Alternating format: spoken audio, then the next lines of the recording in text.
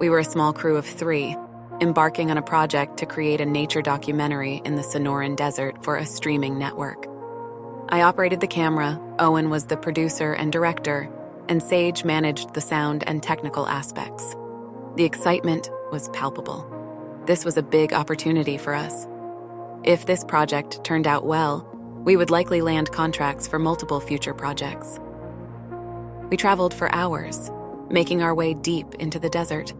The urban skyline gradually receded, replaced by a vast expanse of sand, rock, and scattered vegetation. The landscape grew more rugged and raw with each passing mile. Arriving at our chosen site, we set up camp amid towering saguaro cacti and hardy creosote bushes. Our setup included all essential equipment for filming and surviving in the harsh desert environment. We finished setting up as the sun began to dip behind the horizon. I felt good.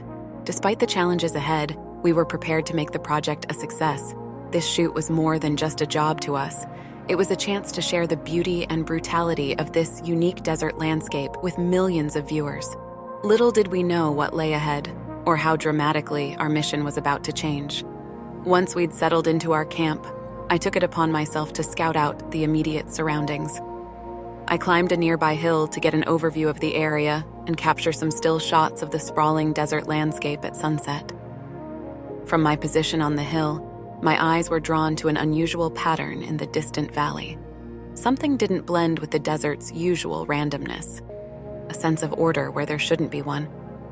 Curiosity won over fatigue, and I decided to take a closer look. After a 15-minute walk, I found myself standing before a grisly sight, an array of 20 large rectangular holes, each about 5 feet deep.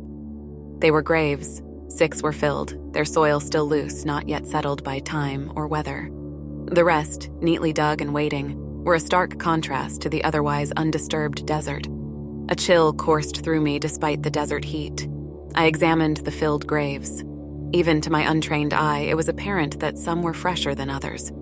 This wasn't a single incident, but a series of them, spread over time. A sense of unease grew within me, echoed by my crew when I relayed the grim discovery. Despite our concerns, Owen was adamant that we should stay. He reminded us of the effort we'd put in, the money we'd spent. He reminded us that this could be our big break, emphasizing the potential for future projects if we managed to make this one successful. Sage suggested the graves could be some kind of government research project, like the body farms in Tennessee that studied human decomposition in various conditions. Or maybe the graves were part of the local native tribe's burial ritual. After some deliberation, we made the decision to continue with our work. We had a job to do, a responsibility to the project and to ourselves. We set aside our worries and refocused on the task at hand. 3 days later, our shoot was going well.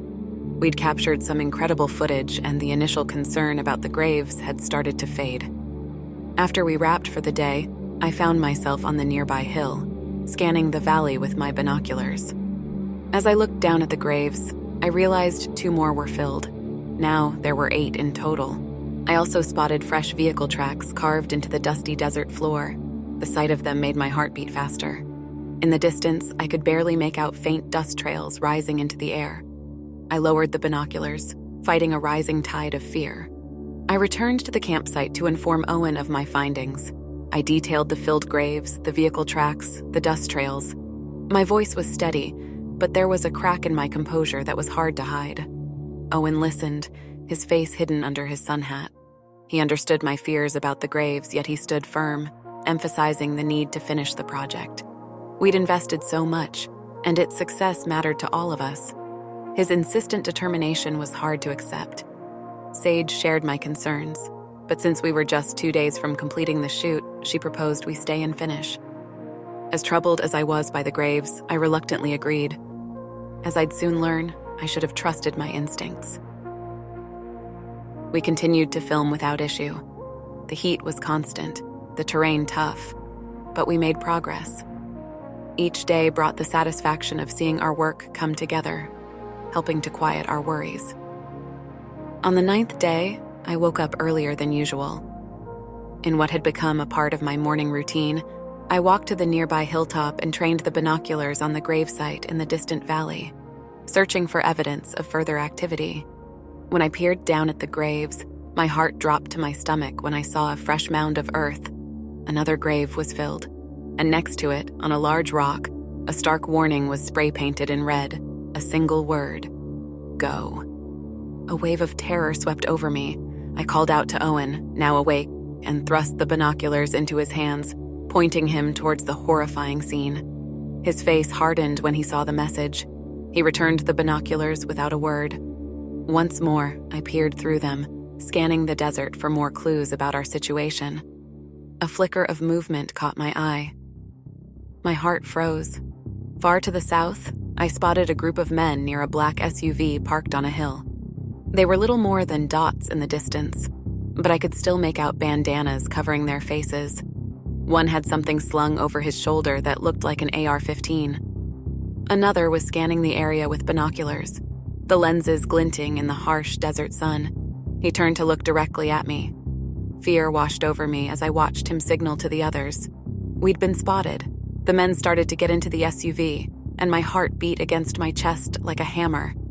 I relayed the scene to Owen and demanded that we leave, now.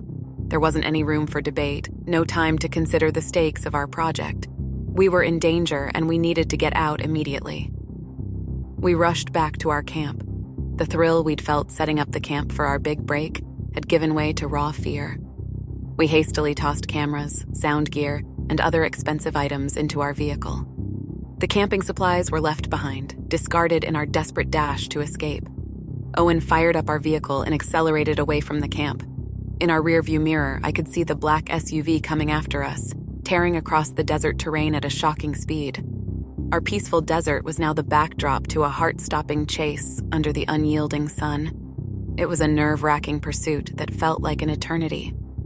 Every time the SUV began closing the gap, my heart thrashed in fear. Images of the men with the bandanas, the binoculars, and the fresh graves filled my mind. I feared we might be the next ones buried there. Amid the panic and fear, a strange thought struck me. If we got out of this alive, we would have an incredible story to share. I pulled out my cell phone and started filming. The chase continued for another few miles, and then, suddenly, it was over. The black SUV stopped, a dark silhouette fading away in the sun-drenched landscape. I wasn't sure why they let us go.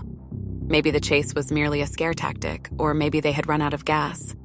Whatever the reason, I was glad to see their vehicle slowly disappear behind the desert hills. The long drive back into town was quiet and somber. When we arrived, we went straight to the sheriff's office. The fear of our desert ordeal still hung in the air as we relayed our chilling encounter to the local authorities. The sheriff and his deputies didn't react as we'd expected. Their response was curiously subdued. One officer casually mentioned some reports of cartel activity in that region of the desert and lamented the challenges of pursuing criminals in the vast Sonoran desert. As the discussion continued, it became increasingly clear that the officers weren't too interested in our predicament. It could have been fear, indifference, or corruption, but I sensed our case likely wasn't going to get a thorough investigation. Owen and I persisted, pressing them to take our report seriously and presenting the video of our pursuers. Our pleas seemed to fall on deaf ears. The officer eventually gave us a feeble promise of an investigation, although it felt like he was simply trying to get us out of his hair. Once we were settled in our rooms, we called our contact at the network and shared our experience. They understood our sudden exit and gave us a project extension. Thankfully, we were able to quickly secure permission to film in a different region of the desert, far away from the unnerving memories of our previous site. Our resilience paid off when we finally completed our documentary and submitted it to the network a few months later. The network ended up using my cell phone footage for a viral marketing campaign, and the documentary was a hit, earning us a contract for 2 more projects. In the weeks and months that followed the incident in the desert, I searched for news related to our grim find, but there were no updates. The silence left me frustrated. Who were the people in those graves? Who were the men we encountered that day? In the end, we were left with more questions than answers. To this day, the mystery of the graves in the desert still lingers in my thoughts.